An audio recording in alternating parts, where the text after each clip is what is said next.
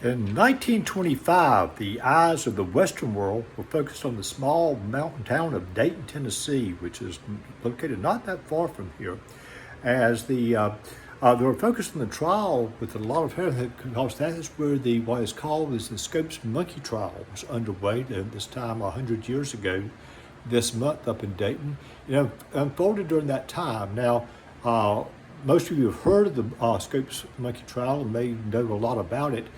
Twice my Sunday school class that I teach has gone up to Dayton to see the reenactment that they have this time of year, and I was able to go one time with that group.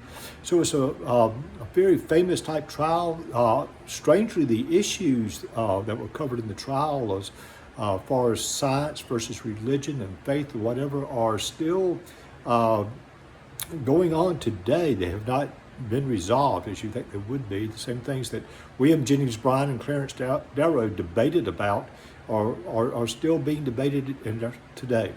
Welcome to one of our videos from St. Mark's Episcopal in Dalton, Georgia. The history of the Scopes trial spotlights the views, if you've read about the trial, it spotlights the views of the so-called fundamentalist Christians. So for this video, what I'd like to try to do briefly is to summarize the views of two liturgical denominations, the Catholic Church and the Episcopal Church, on the relation of faith and science. Now neither denomination has an official view or announcement on the historical trial that happened in Dayton 100 years ago, but obviously they have some views about the relationship between and the compatibility of faith, reason, and science.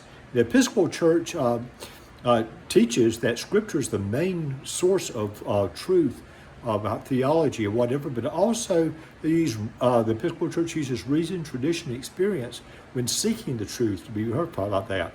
The Episcopal Church encourages the interpretation of Scripture in its historical and literary context, engaging current scholarship and scientific understanding. Now, very similar, the Catholic Church teaches that there is no real contradiction between faith and reason, as both ultimately derive from God. God is the source of all truth. And let me repeat that. Faith and reason both ultimately derive from God, as God is the source of all truth. Faith can be protected, can protect reason from error, while reason can establish the foundations of faith and deepen the understanding of divine truths. Crucial teachings of both denominations, the Catholic and the Episcopalian, is that the spiritual soul of every human being is immediately created by God.